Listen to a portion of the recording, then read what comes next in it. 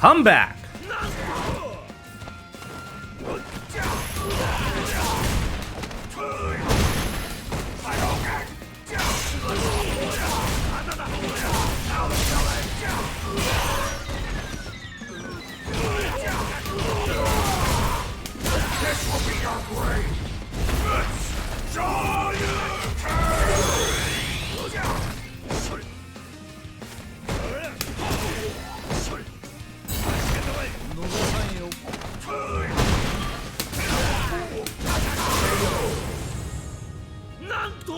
Got him. Perfect. Round 2. Fight.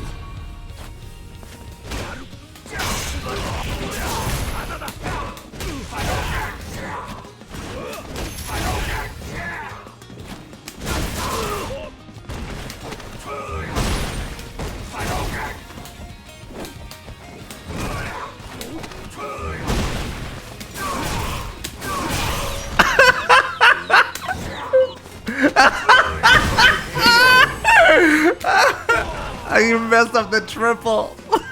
You win. Okay, that was too good.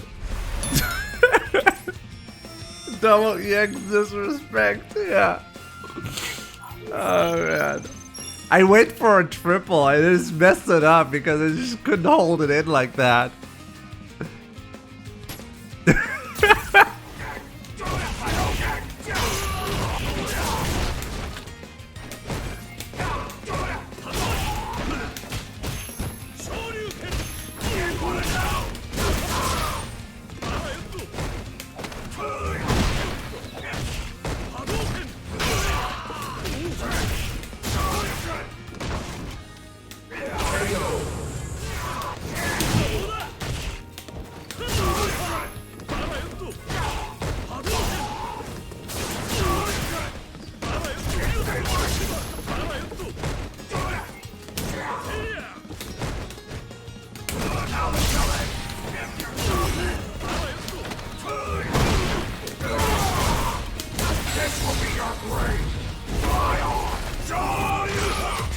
Oh wow, that kill.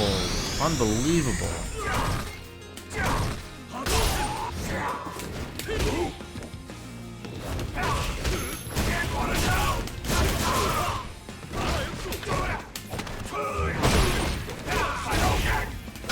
Uh-oh.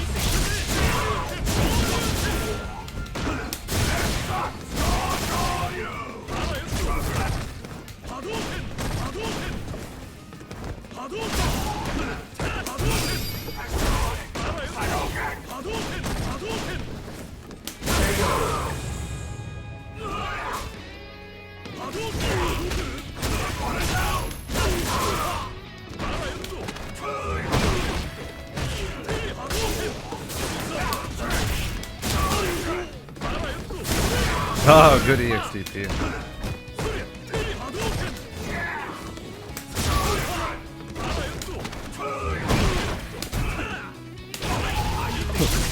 Damn.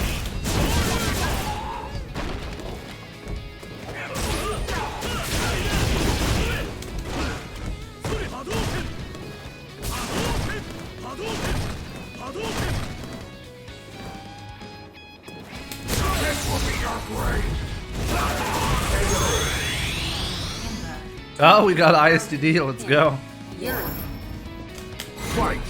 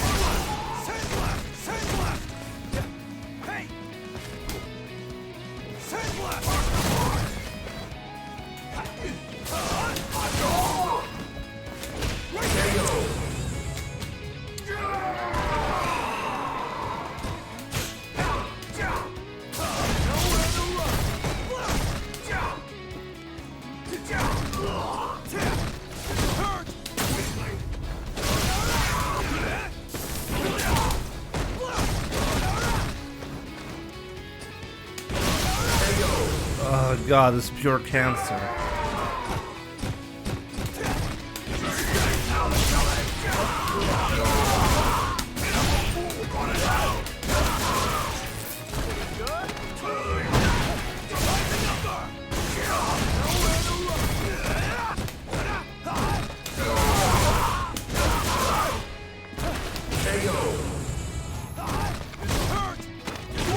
Oh, that was horrible.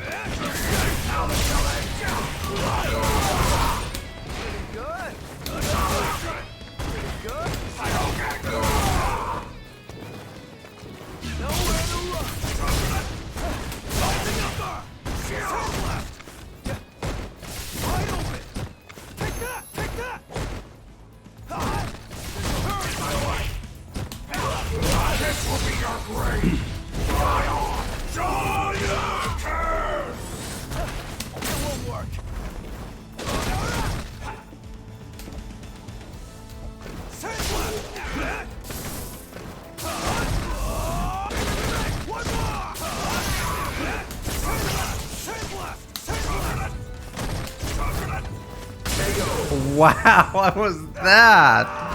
Fight.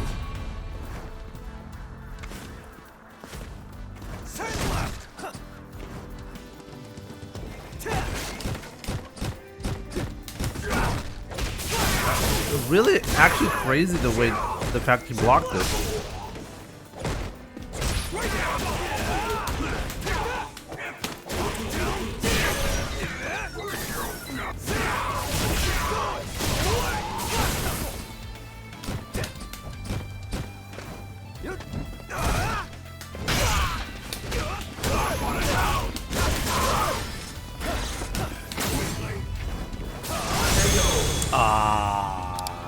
Okay.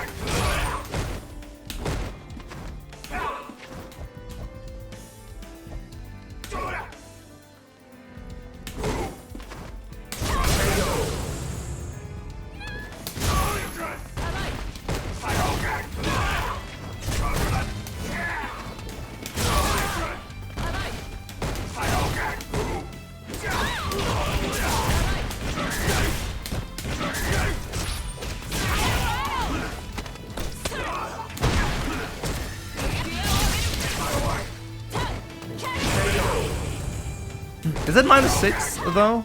I really want to look that up now.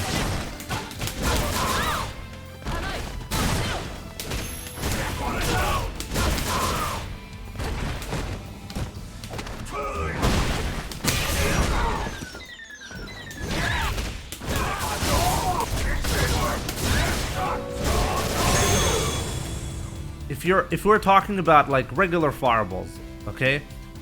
They're not punishable on reaction. So what that means is, as long as you're not giving your opponent any kind of cues on when the fireball is coming, your opponent has to take a risk, okay? So what makes a good versus a bad fireball? Rule number 1 about fireballs is you need to make sure your opponent doesn't jump on a reaction to the animation change. This is, I think, an important rule that a lot of people do not know about. If your opponent seems to be jumping on your fireballs on reaction, what they're usually doing is they're just making the decision to jump on any kind of animation change. If a Ryu player is standing mid-screen and there's a change in animation in any kind of way, it's highly likely it's a fireball, right? So this is how you can tell your opponent is jumping based on that, because that's actually possible. It's possible to jump on the fireball if you just disregard the like reacting to the actual fireball, but instead you're reacting to any animation, okay? Then you can actually jump the fireball, or at least it's much more realistic to do that. So all you gotta do is, and you'll see that on my channel frequently, throw out a light kick or a light punch on mid-screen, and you'll be surprised how frequently your opponent's gonna jump. Because they're just not reacting to the fireball, okay? As long as you do that, as long as you give your opponent something to look for mid-screen, they cannot use this trick of animation changing to jump on a fireball, okay? So that's rule number one that you need to understand. Now, the second rule is you need to establish a mind game when you're throwing a fireball, right? In some circumstances, you can actually throw safe fireballs. That's always a good fireball, right? But in most cases, the unsafe fireballs are actually way better because they will force the opponent to jump on you. Because you're making it enticing for your opponent to jump because, oh wow, if I had jumped right there, I would have had big damage. And that leads to an anti-air situation, and that leads to the knockdown, and that leads to offense. So this is what you need to establish. You need to figure out what type of player am I playing right now. Is it someone who's going to be chilling back and playing a fireball game, like this guy for example? Or is it someone who's frequently going to jump on it? Like, which one is it?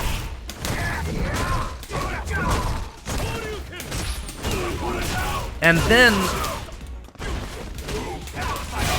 you'll notice they will break apart very, very easily.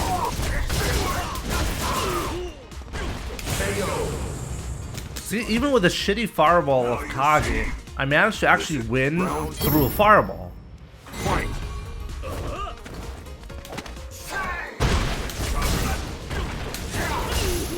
See that? Why did that work, what I just did? Because I established the fireball beforehand. And then I made him jump.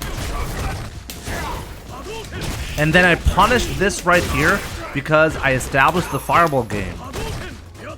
And it was obvious he was gonna fall for that. See, I think this is a good match where you can see the player with the better fireball game actually beat, like, won here, okay? A good fireball game is just, like, really, like, it's just very, very small things that you have to pay attention to, but they will have a big impact on gameplay. Yeah, Mike, I actually know about that. I just very frequently forget about it for some reason. But yeah, you're right. It was not optimal earlier. Correct.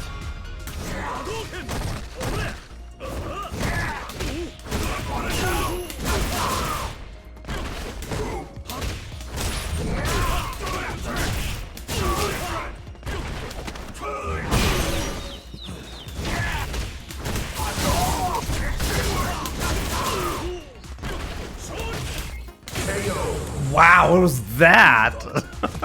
Okay. Now you see. I mean, how do you always remember I'm Honda? Your memory is exceptional. Well, the conversations that we had were exceptional, so it's easy to remember.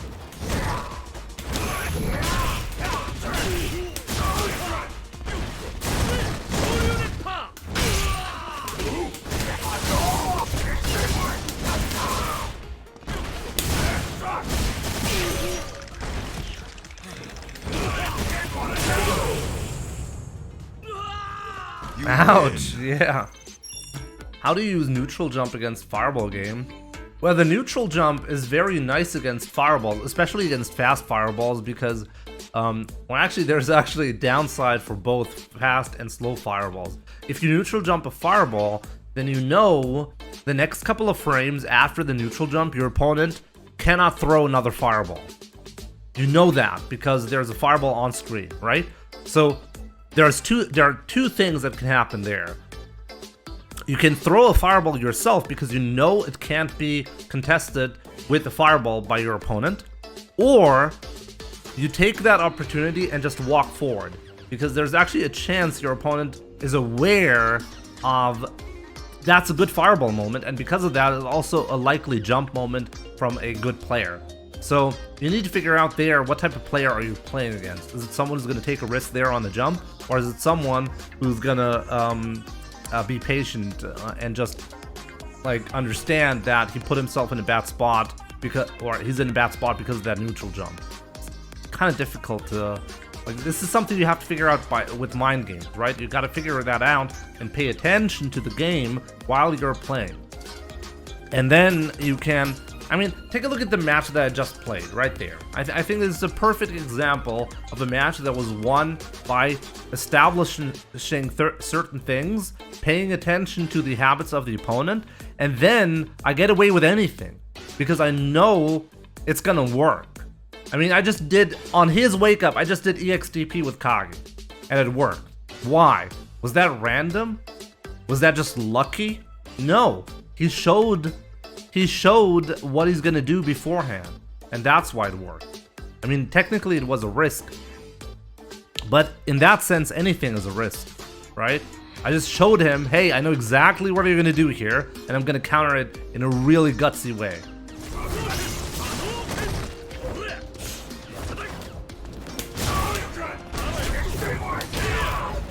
Wow, that was a real punish.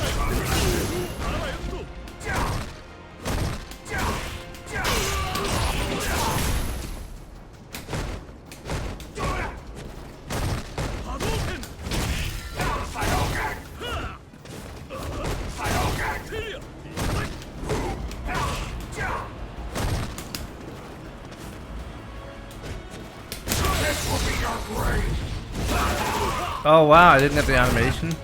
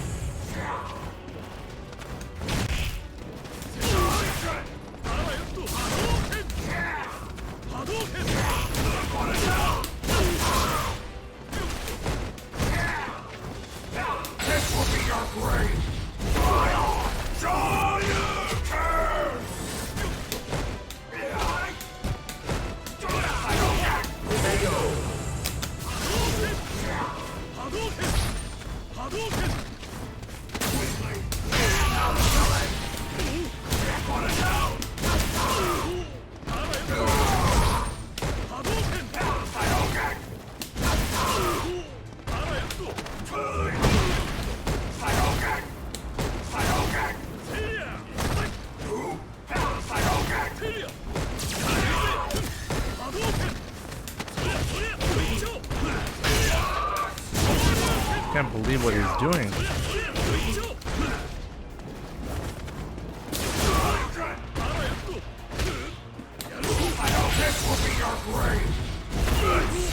That was really close. You could have had that one.